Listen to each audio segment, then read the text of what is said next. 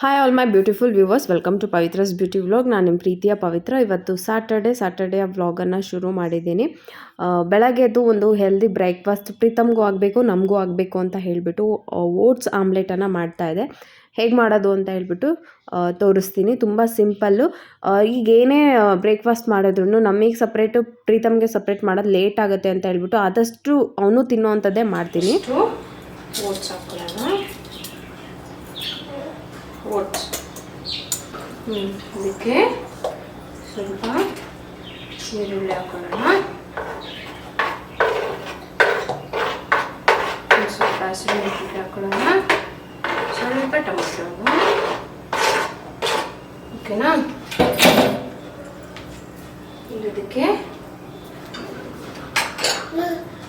ಮೊಟ್ಟೆ ಹಾಕೋಣ,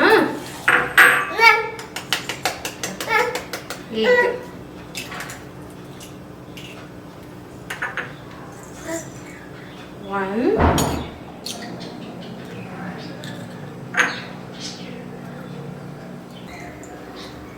ಸ್ವಲ್ಪ ಉಪ್ಪು,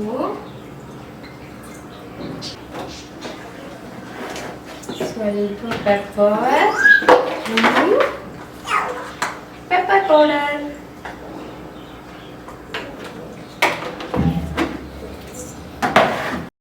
ನೋಡ್ತಾ ಇದ್ರಲ್ಲ ನನ್ನ ಮಗನ ಕ್ಯೂರಿಯಾಸಿಟಿ ಹೇಗಿತ್ತು ಅಂತ ಹೇಳ್ಬಿಟ್ಟು, ಸೊ ಹಾಗಾಗಿ ಅವನ ಜೊತೆ ಎಕ್ಸ್ಪ್ಲೇನ್ ಮಾಡ್ತಾ ನಾನು ಅದನ್ನು ಮಾಡ್ತಾಯಿದ್ದೆ. ಗ್ಯಾಸ್ ಹತ್ರ ಇಡಬೇಡಿ, ಮಗುನ ಕೂರಿಸ್ಬೇಡಿ ಅಂತ.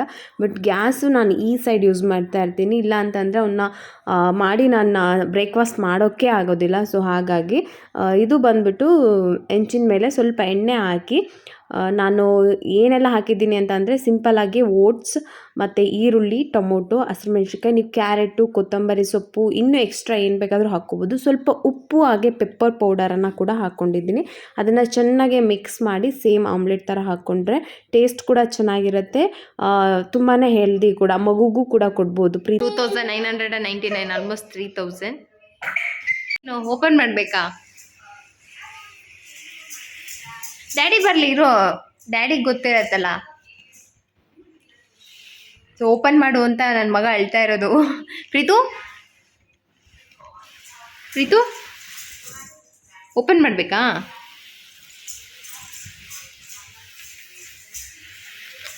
ಏನು ಮಾಡ್ತಾ ಇದೆಯಾ? ಏನಿದು ಕೆಲಸ? ಹಾಂ,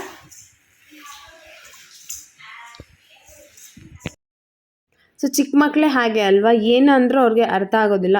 ವೆಯ್ಟ್ ಮಾಡಿ ಓಪನ್ ಮಾಡ್ತೀವಿ, ಗೊತ್ತಾಗೋದಿಲ್ಲ. ಆಮೇಲೆ ಏನಾದರೂ ಸರಿ 1 ನಿಮಿಷ ಇರಪ್ಪ ಓಪನ್ ಮಾಡಿಕೊಡ್ತೀನಿ ಅಂತ ಅಂದ್ರೂ ಇಲ್ಲ ಅಂತ ಅಳೋದು. ಅದು ಅರ್ಥ ಆಗೋವರೆಗೂ ಹಾಗೇ. ಏನಾದರೂ ಒಂದು ಫ್ರೂಟ್ ಕಟ್ ಮಾಡಬೇಕಾದ್ರೂ ಅಷ್ಟೇ, ಕಟ್ ಮಾಡೋಕ್ಕೆ ಮುಂಚೆನೇ ಅಳ್ತಾ ಇರ್ತಾನೆ, ಬೇಗ ಕೊಟ್ಟಿಲ್ಲ ಕೈಗೆ ಅಂತ ಹೇಳ್ಬಿಟ್ಟು. ಇದು ಬಂದು ಹೈ ಚೇರ್ ತೊಗೊಂಡೆ, ಪ್ರೀತಮ್ಗೆ ಊಟ ಮಾಡಿಸೋದಕ್ಕೆ ಬೇಕಾಗತ್ತೆ ಅಂತ ಅನ್ನಿಸ್ತು. ಸೊ ನಾವು ಕೆಳಗಡೆ ಕೂತ್ಕೊಂಡು ನೆಲದ ಮೇಲೆಲ್ಲ ಚೆಲ್ಕೊಂಡು ಊಟ ಮಾಡ್ತಾಯಿದ್ದ. ಸೊ ಹಾಗಾಗಿ ಎಲ್ಲಾದರೂ ಒಂದು ಪ್ಲೇಸಲ್ಲಿ ಕೂರಿಸ್ಬಿಟ್ಟು ಊಟ ಮಾಡೋದಕ್ಕೆ ಹೆಲ್ಪ್ ಆಗ್ಬೋದೇನೋ ಅಂತ ಹೇಳ್ಬಿಟ್ಟು ತೊಗೊಂಡಿದ್ದೀನಿ. ನಾನು ಹೇಳ್ತೀನಿ ಯೂಸ್ ಆಗುತ್ತಾ ಇಲ್ವಾ ಹೈ ಚೇರ್ ಅಂತ ಹೇಳ್ಬಿಟ್ಟು. ನನಗೆ ಪರವಾಗಿಲ್ಲ ಅನಿಸ್ತಾ ಇದೆ ಈಗ. ಅಂದರೆ ಎಲ್ಲಾದರೂ ಕೂರಿಸಿದ್ರೆ ಆರಾಮಾಗಿ ಕೂತ್ಕೊಂಡು ಆ ಜಾಗದಲ್ಲೇ ಊಟ ಮಾಡ್ತಾನೆ. ಮುಂಚೆ ಅಂತ ಅಂದರೆ ಅವನಿಂದ ಓಡಬೇಕಾಗಿತ್ತು ನಾನು. ಸೊ ಹಾಗಾಗಿ ಹೇಳ್ಬಿಟ್ಟು ತೊಗೊಂಡಿದ್ದೀನಿ. ನೋಡಬೇಕು ಯಾವ ಥರ ಯೂಸ್ ಆಗುತ್ತೆ ಅಂತ ಹೇಳ್ಬಿಟ್ಟು ನೋಡಿ ನಾನು ನಿಮಗೆ ಹೇಳ್ತೀನಿ. ಬಟ್ ಇವಾಗ ಪರವಾಗಿಲ್ಲ ಅನ್ನಿಸ್ತು ನಾನು ತೊಗೊಂಡಾಗಿಂದ. ಏನಾದರೂ ಓಪನ್ ಮಾಡಿದ್ರೆ ನೋಡಿ ಅವ್ನ ಕ್ಯೂರಿಯಾಸಿಟಿ ಹೇಗಿರುತ್ತೆ, ಇದು ಏನು, ಯಾಕೆ, ಹೇಗೆ ಅಂತ ಹೇಳ್ಬಿಟ್ಟು ಅವನದೇ ಒಂಥರ ಇದು ಬೇಕು, ಅದು ಬೇಕು, ಅದು ಕೊಡಿ ಅಂತ ಬೇಗ ಅದನ್ನೆಲ್ಲ ಸೆಟ್ ಮಾಡಿದ್ರು. ಪ್ರತಿ ಸಲ ನಾನು ಬ್ಲೂ ಇಲ್ಲ ಗ್ರೀನ್ ಕಲರ್ ತೊಗೋತಾ ಇದ್ದೆ. ಸೊ ಹಾಗಾಗಿ ಈ ಸರಿ ಬಂದುಬಿಟ್ಟು ಪಿಂಕ್ ಕಲರ್ ತೊಗೊಂಡಿದ್ದೀನಿ. ಇದು ಸ್ವಲ್ಪ ಕಾಸ್ಟ್ಲಿ, ಜಾಸ್ತಿ ಹೈ ಚೇರೆಲ್ಲ ಕಾಸ್ಟ್ಲಿನೇ ಬರುತ್ತೆ. ಬಟ್ ಇದು 3 ಇಯರ್ಸ್ವರೆಗೂ ಅಂತ ಇತ್ತು. 2999, ಆಲ್ಮೋಸ್ಟ್ ₹1 ಕಡಿಮೆ, 3000. ಸೊ ಹಾಗಾಗಿ ತೊಗೊಂಡೆ. ಪರವಾಗಿಲ್ಲ ಅಂತ ಅನ್ನಿಸ್ತು, ಕ್ವಾಲಿಟಿ ಏನೋ ಓಕೆ. ಸೊ ಈ ರೀತಿಯಾಗಿ ಏನಾದರೂ ತಿಂಡಿ ಕೊಟ್ಟಾಗ ಅವನು ಒಂದು ಜಾಗದಲ್ಲಿ ಕೂರ್ಸೋಕ್ಕಾಗ್ತಾಯಿಲ್ಲ, ಅದನ್ನೆಲ್ಲ ನೆಲದ ಮೇಲೆಲ್ಲ ಕಿವುಚಿ ಅಲ್ಲೆಲ್ಲ ಎಸ್ತು. ಸೊ ಆ ಥರ ಮಾಡ್ತಾ ಇದ್ದಿದ್ದಕ್ಕೆ ನನಗೆ ಹೈ ಚೇರ್ ಬೇಕು ಅನ್ನಿಸ್ತು. ಇವತ್ತು ನನ್ನ ಪ್ರಗತಿ ಫ್ರೆಂಡು ಸ್ಕೂಲಲ್ಲಿ ಫೇರ್ವೆಲ್ ಪಾರ್ಟಿ ಏನೋ ಇತ್ತು. ಅದಕ್ಕೆ ನಿಮ್ಮ ಬೆಸ್ಟ್ ಫ್ರೆಂಡು ಅಂದರೆ ಸ್ಕೂಲಲ್ಲಿ ಓದ್ದಲ್ಲೇ ಇರುವಂಥ ಬೆಸ್ಟ್ ಫ್ರೆಂಡ್ ಯಾರನ್ನಾದರೂ ಇನ್ವೈಟ್ ಮಾಡ್ಬೋದು ಅಂತ ಇತ್ತಂತೆ. ಸೊ ಹಾಗಾಗಿ ಪ್ರಗತಿನ ಇನ್ವೈಟ್ ಮಾಡಿದರು. ನಮ್ಮ ಮನೆ ಹತ್ರನೇ ಇರೋದು ಸ್ಕೂಲು. ಸರಿ ನಾ ಹೋಗಿ ಬರ್ತೀನಿ ಅಂತ ಹೇಳ್ಬಿಟ್ಟು ಪ್ರಗತಿ ರೆಡಿಯಾಗಿದ್ದು. ಪ್ರೀತಮ್ಗೆ ಮಕ್ನ ಅಂತ ಬರುತ್ತೆ, ಅದನ್ನು ಫ್ರೈ ಮಾಡಿ ಕೊಟ್ಟಿದ್ದೆ ಬೆಳಗ್ಗೆ ಬ್ರೇಕ್ಫಾಸ್ಟ್ ಆಗೋ ತನಕ ತಿಂತಾ ಇರಲಿ ಅಂತ ಹೇಳ್ಬಿಟ್ಟು.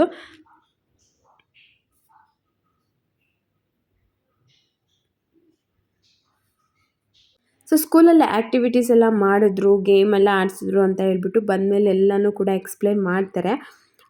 ಫ್ರೆಂಡು ತುಂಬ ಕ್ಲೋಸ್ ಫ್ರೆಂಡು, ಸೊ ಹಾಗಾಗಿ ಕಳಿಸ್ದೆ. ಅಷ್ಟರೊಳಗೆ ನನ್ನ ಹಸ್ಬೆಂಡ್ ಕೂಡ ಬ್ರೇಕ್ಫಾಸ್ಟ್ಗೆ ಅಂತ ಬಂದರು. ಸರಿ ಎಲ್ಲರಿಗೂ ಕೂಡ ಓಟ್ಸ್ ಆಮ್ಲೆಟೇ ಮಾಡಿದ್ದೆ. ಅದ್ರ ಜೊತೆಗೆ ಒಂದು ಬೌಲ್ ಪಪ್ಪಾಯ, ಯಾವುದಾದ್ರೂ ಒಂದು ಫ್ರೂಟ್ ಜೊತೆಗೆ ಆಮ್ಲೆಟ್ ಮಾಡ್ಕೊಂಡು ತಿನ್ಬೋದು. ಇಲ್ಲ ಅಂತ ಅಂದರೆ ಒಂದು ಗ್ಲಾಸ್ ಕಾಫಿ ಮಾಡಿಕೊಟ್ಟಿದ್ದೆ, ಜೊತೆಗೆ ಪಪ್ಪಾಯ ಮತ್ತು ಬ್ರೆಡ್ ಆಮ್ಲೆಟ್ಟು. ಇಷ್ಟ ಇವತ್ತಿನ ಬ್ರೇಕ್ಫಾಸ್ಟು. ಇದಾದ ತಕ್ಷಣವೇ ಹಿಂದೆನೇ ನಾನು ಏನು ಅಡುಗೆ ಸ್ಟಾರ್ಟ್ ಮಾಡಬೇಕಿತ್ತು. ಸೊ ಹಾಗಾಗಿ ಅದಾದಮೇಲೆ ಪ್ರೀತಮ್ ಕೂಡ ಬ್ರೇಕ್ಫಾಸ್ಟ್ ನಾನು ಆಲ್ರೆಡಿ ಅವನಿಗೆ ಮಾಡಿಸಿದ್ದೆ. ಆಮೇಲೆ ಇನ್ನು ಮುಂದೇನಂತಂದರೆ ಮಕ್ಕಳು ನಾವು ಮಾಡಬೇಕಾದ್ರೆ ಕೂಡ ಜೊತೆಲಿ ಅವರು ಮಾಡ್ತಾ ಇರ್ತಾರೆ.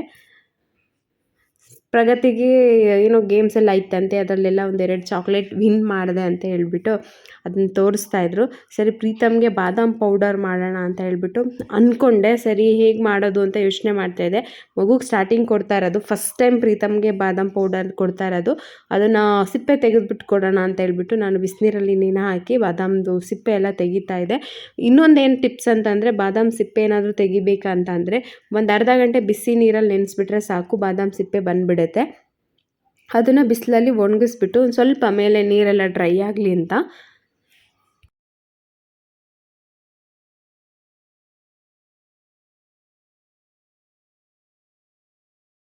ಅಷ್ಟರೊಳಗೆ ನಾನು ಬೇಬಿ ಪೊಟ್ಯಾಟೊ ತರಿಸಿದ್ದೆ. ಮಧ್ಯಾಹ್ನಕ್ಕೆ ಇವತ್ತು ಬೇಬಿ ಪೊಟ್ಯಾಟೊ ಗ್ರೇವಿ ಮಾಡೋಣ, ಅಂದರೆ ಕುರ್ಮಾ ಥರ ಮಾಡೋಣ ಅಂತ ಹೇಳ್ಬಿಟ್ಟು ಅದನ್ನು ಬಾಯ್ಲ್ ಮಾಡಿಕೊಂಡು ಬೇಬಿ ಪೊಟ್ಯಾಟೊ ಕುರ್ಮಾ ಜೊತೆಗೆ ನೈಟ್ ಏನು ಮಾಡಿದರು ಅಂತ ಅಂದರೆ ಪನ್ನೀರು ಮತ್ತು ಕ್ಯಾಪ್ಸಿಕಮ್ ತೊಗೊಂಬಂದಿಟ್ಟಿದ್ರು. ಅದು ಹಾಗೆ ಉಳಿದಿತ್ತು. ಸರಿ ಪನ್ನೀರ್ ಕ್ಯಾಪ್ಸಿಕಮ್ ಫ್ರೈ ಕೂಡ ಮಾಡಿಬಿಡೋಣ ಜೊತೆಗೆ ಅಂತ ಹೇಳಿ ಮಾಡ್ತಾಯಿದ್ದೆ. ಇವಾಗಂತೂ ಬೇಸಿಗೆ ಸ್ಟಾರ್ಟ್ ಆಗ್ತಾಯಿದೆ, ಮಧ್ಯಾಹ್ನ ಆದರೆ ಬಿಸಿಲು. ಸೊ ಪ್ರತಿದಿನ ವಾಟರ್ ಮೆಲನ್ ಕಟ್ ಮಾಡ್ತಾನೆ ಇರ್ತೀವಿ ಮನೆಯಲ್ಲಿ. ಪ್ರೀತಮ್ಗೂ ಕೂಡ ಫೇವ್ರೆಟ್ ಫ್ರೂಟ್ ವಾಟರ್ ಮೆಲನ್ ಆಗಿದೆ ಅಂತ ಅಂದರೆ ತಪ್ಪಾಗಲ್ಲ.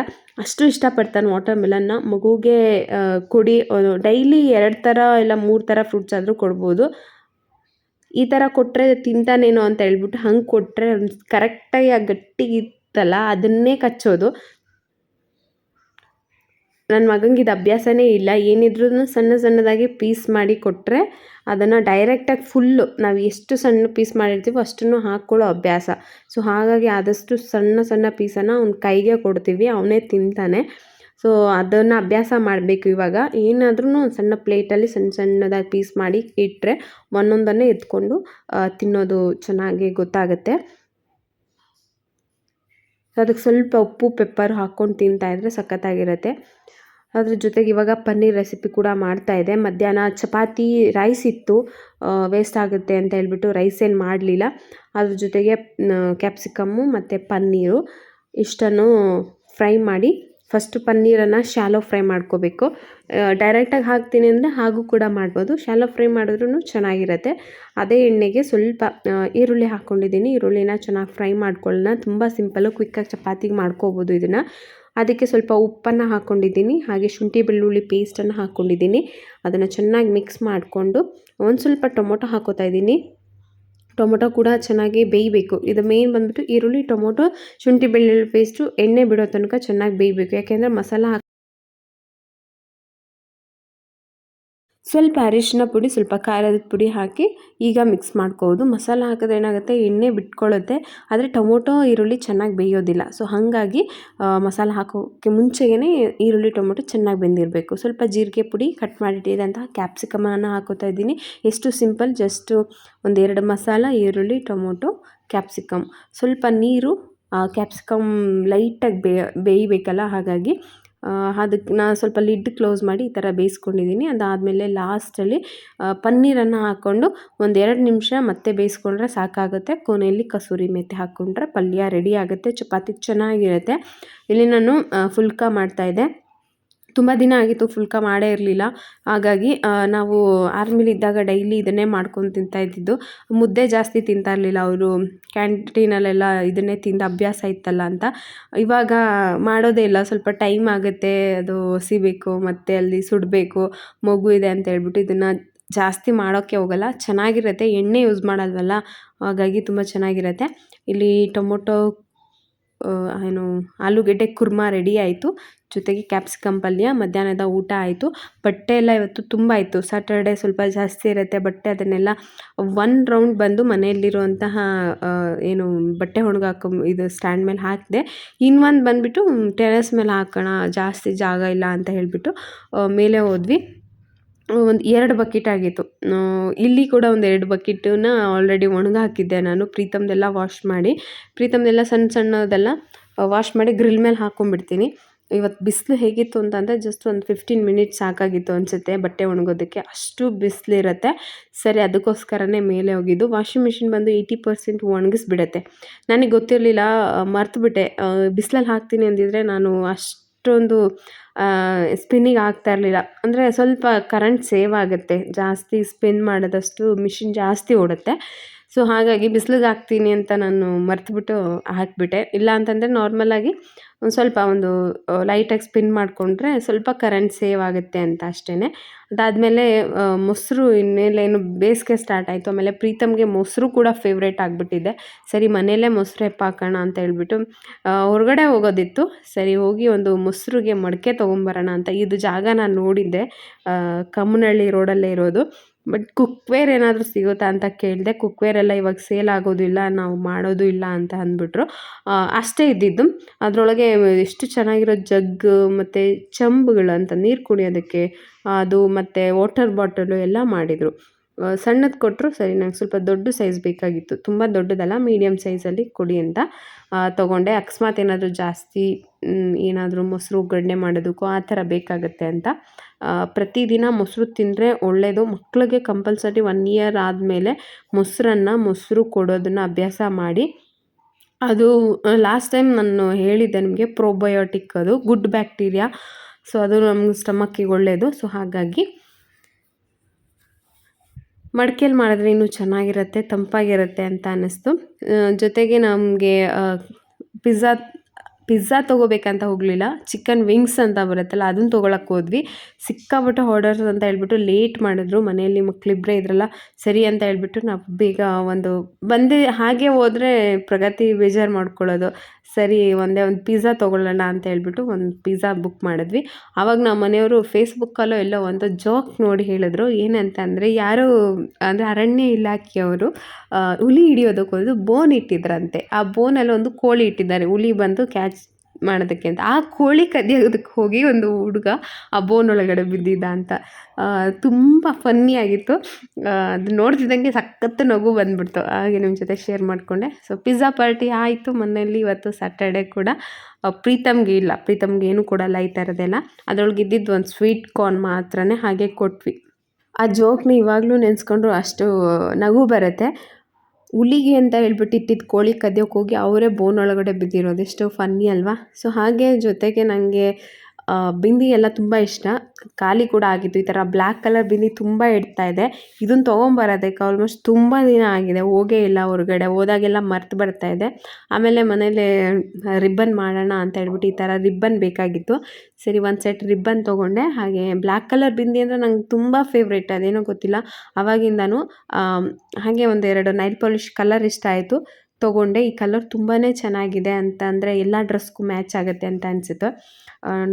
ಹಾಗೆ ಇದ್ರದ್ದು ನಂಬರನ್ನು ಕೂಡ ನಾನು ತೋರಿಸ್ತೀನಿ. LITನಲ್ಲಿ ನಾನು ನಿಮಗೆ ಲಾಸ್ಟ್ ಟೈಮ್ ಕೂಡ ಹೇಳಿದ್ದೆ, ಲಿಪ್ಸ್ಟಿಕ್ ಅಷ್ಟೇ, ನೈಲ್ ಪಾಲಿಶ್ ಅಷ್ಟೇ LITನಲ್ಲೇ ನಾನು ಯೂಸ್ ಮಾಡೋದು. ರೀಸನಬಲ್ ಪ್ರೈಸಲ್ಲಿ ಒಳ್ಳೆ ಕ್ವಾಲಿಟಿ ಸಿಗುತ್ತೆ ಅಂತ ಅನ್ನಿಸ್ತು. ಸೊ ಹಾಗಾಗಿ ಜಸ್ಟ್ 55 ರುಪೀಸ್ ಅನಿಸುತ್ತೆ ಇದು. ಕಲರು ಕೂಡ ಚೆನ್ನಾಗಿದೆ. ಅದ್ರ ಜೊತೆಗೆ ಒಂದು ವೈಟ್ ಕಲರ್ ತೊಗೊಂಡೆ. ಪ್ರೀತಮ್ಗೆ ಅದೇನು ಕೋಪನೋ ಗೊತ್ತಿಲ್ಲ, ನೈಲ್ ಪಾಲಿಶು, ಐಲೈನರು ಎಲ್ಲ ತೆಗೆದು ಟಪ್ಪ ಟಪ್ಪ ಅಂತ ಎಸೀತಾ ಇದ್ದ. ಹಾಗೆ ಮೊಸರುದು ಎಪ್ಪಾಕೋದಕ್ಕೆ ಮುಂಚೆಗೆ ಮಡಿಕೆನ ನೀರಲ್ಲಿ ನೆನೆ ಹಾಕಿಬಿಟ್ಟು ಆಮೇಲೆ ಯೂಸ್ ಮಾಡಬೇಕು ಅಂತ. ಆಮೇಲೆ ಇನ್ನೊಂದು ಹೇಳಿದ್ರು, ಮೊಸರಿಗೆ ಅಂತಲೇ ತೊಗೊಂಡ್ರೆ ಅದನ್ನು ಗ್ಯಾಸ್ ಮೇಲೆ ಬಿಸಿ ಮಾಡೋಂಗಿಲ್ಲ ಅಂತ. ಮೊಸರುದು ಮಡಿಕೆ ಏನಿರುತ್ತೆ ಅದನ್ನು ಬಿಸಿ ಮಾಡಿದ್ರೆ ಒಡೆದೋಗುತ್ತೆ ಅನಿಸುತ್ತೆ. ಸೊ ಹಾಗಾಗಿ ಅವರು ನನಗೆ ಗೊತ್ತಿಲ್ಲ, ಬಟ್ ಅವ್ರು ಹೇಳಿದ್ರು ಮೊಸರು ಎಪ್ಪಾಕೋಗಿದ್ರೆ ಅದನ್ನು ಬಿಸಿ ಮಾಡೋದಕ್ಕೆ ಹೋಗಬೇಡಿ, ಬರೀ ಮೊಸರಿಗೆ ಮಾತ್ರನೇ ಇಟ್ಕೊಳ್ಳಿ ಅಂತ. ಓಕೆ ಅಂತ ಮೊಸರಿಗೆ ಅಂತಲೇ ತೊಗೊಂಡು ಬಂದಿದ್ದು. ನಮ್ಮ ಪ್ರೀತಮ್ ಇನ್ನೊಂದು ಏನಂತ ಅಂದರೆ, ಏನಾದರೂ ಈ ಥರ ತುಂಬಿಟ್ರೆ ಅದನ್ನು ತೆಗಿಯೋದು, ತೆಗೆದಿಟ್ರೆ ತುಂಬೋದು, ಅಪೋಸಿಟ್ ಕೆಲಸ ಮಾಡೋದು. ಒಂದು ಅರ್ಧ ಗಂಟೆ ನನ್ನ ಮಗ ಫುಲ್ ಬ್ಯುಸಿಯಾಗಿದ್ದೆ ಈ ಬಟ್ಟೆನೆಲ್ಲ ತೆಗೆದು ಎಸೆಯೋದ್ರಲ್ಲಿ. ಸರಿ ಬಟ್ಟೆ ಎಲ್ಲ ಮಡ್ಚೋದಿತ್ತು, ಇನ್ನೂ ಸ್ವಲ್ಪ ಇದೆ, ಗ್ರಿಲ್ಲಲ್ಲಿ ಒಣಗಾಕಿರೋದು ಇದು ಎಲ್ಲ ಸೇರಿ ಆಲ್ಮೋಸ್ಟ್ ನನಗೆ ಒಂದು 40 ಮಿನಿಟ್ಸ್ ಆಯಿತು ಅಂತ ಹೇಳ್ಬೋದು, ಇಷ್ಟು ಬಟ್ಟೆನ ಮಡಚಿ ಎಲ್ಲ ವಾರ್ಡ್ರೋಬಲ್ಲೂ ಇಡೋದಕ್ಕೆ. ಸೊ ಹಾಗಾಗಿ ವೀಕೆಂಡ್ ಸ್ವಲ್ಪ ಬ್ಯುಸಿ ಇರುತ್ತೆ. ಶನಿವಾರ ಭಾನುವಾರ ತುಂಬ ಸ್ವಲ್ಪ ಕಷ್ಟ ಅಂತ ಹೇಳ್ಬೋದು. ಕೆಲಸಗಳನ್ನ ಆದಷ್ಟು ಆ ವಾರದ ಎಲ್ಲ ಕೆಲಸನ ಮುಗಿಸ್ಕೋಬೇಕು ಅಂತ ಅನ್ಕೋತಾ ಇರ್ತೀನಿ. ಆ ಕೆಲಸಗಳನ್ನು ಫಿನಿಷ್ ಮಾಡೋದಕ್ಕೆ ಟ್ರೈ ಮಾಡ್ತೀನಿ. ಸೊ ಹಾಗಾಗಿ ಸ್ವಲ್ಪ ಬ್ಯುಸಿ ಇರುತ್ತೆ. ಅದು ಈ ಥರ ಪುಟಾಣಿ ಮಕ್ಕಳು ಜೊತೆ ಮಾಡೋದಿದೆಯಲ್ಲ, ಅದೊಂಥರ ಸಾಹಸ.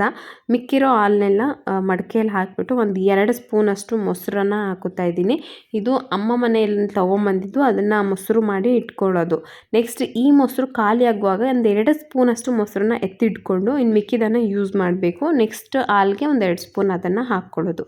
ಬೆಳಗ್ಗೆ ಬಾದಾಮನ್ನು ನೆನೆ ಹಾಕಿದ್ನಲ್ಲ, ಅದು ಪೌಡರ್ ಮಾಡ್ಕೊಳ್ಳೋಣ ಅಂತ ಅಂದ್ಕೊಂಡು ಗೋಡಂಬಿ ಯೂಸ್ ಮಾಡಿ, ಸ್ವಲ್ಪ ಸ್ಟಾರ್ಟಿಂಗ್ ಅಲ್ವಾ ಕೊಡ್ತಾ ಇರೋದು, ಸೊ ಹಾಗಾಗಿ ಸ್ವಲ್ಪನೇ ಮಾಡಿದ್ದೀನಿ. ಬಾದಾಮನ್ನು ಈ ಥರ ಫ್ರೈ ಮಾಡಿಕೊಂಡೆ, ಗೋಡಂಬಿ ಕೂಡ ಫ್ರೈ ಮಾಡ್ಕೊಂಡಿದ್ದೀನಿ. ಸೊ ಈ ಥರ ಪೌಡರ್ ಆಗಿದೆ, ಚೆನ್ನಾಗಿದೆ, ಅಂದರೆ ನೈಸ್ ಪೇಸ್ಟ್ ಆಗಿದೆ. ಸ್ವಲ್ಪ ಅದ್ರ ಬಾದಾಮಲ್ಲಿ ಎಣ್ಣೆ ಅಂಶ ಇರುತ್ತಲ್ಲ, ಅದಕ್ಕೆ ಈ ಥರ ಆಗಿದೆ ಅಷ್ಟೇ. ನಾನು ಹಾಲಲ್ಲಿ ಹಾಕಿದೆ, ಚೆನ್ನಾಗಿ ಮೆಲ್ಟ್ ಆಯಿತು. ಅಂದರೆ ಬರೀ ನೀವು ಹಾಲಲ್ಲಿ ಹಾಕಿ ಕೊಡಬೇಕಂತ ಏನಿಲ್ಲ, ರಾಗಿ ಸರಿ ಮಾಡುವಾಗ ಒಂದು ಅರ್ಧ ಸ್ಪೂನಷ್ಟು ಹಾಕಿ ಕೊಟ್ಟರೆ ಚೆನ್ನಾಗಿರುತ್ತೆ ಅಂತ. ಈ 1 ಇಯರಿಂದ ನಾನು ಸ್ಟಾರ್ಟ್ ಮಾಡಿದ್ದೀನಿ, ಮುಂಚೆಯಿಂದ ಕೊಟ್ಟಿಲ್ಲ ಪ್ರೀತಮ್ಗೆ ಡ್ರೈ ಫ್ರೂಟ್ಸ್ನ. ಸೊ ಇವಾಗಲೇ ಶುರು ಮಾಡಿರೋದು, ನೋಡೋಣ ನೆಕ್ಸ್ಟ್ ನಾನು ಹೇಳ್ತೀನಿ ಇದ್ರ ಬಗ್ಗೆ. ಸೊ ನನ್ನ ಸಾಟರ್ಡೆ ವ್ಲಾಗ್ ನಿಮಗೆ ಇಷ್ಟ ಆಗಿದೆ ಅಂತ ಅನ್ಕೋತೀನಿ. ಇಷ್ಟ ಆದರೆ ಲೈಕ್ ಮಾಡಿ, ಚಾನಲ್ನ ಸಬ್ಸ್ಕ್ರೈಬ್ ಮಾಡಿ, ಸಪೋರ್ಟ್ ಮಾಡಿ.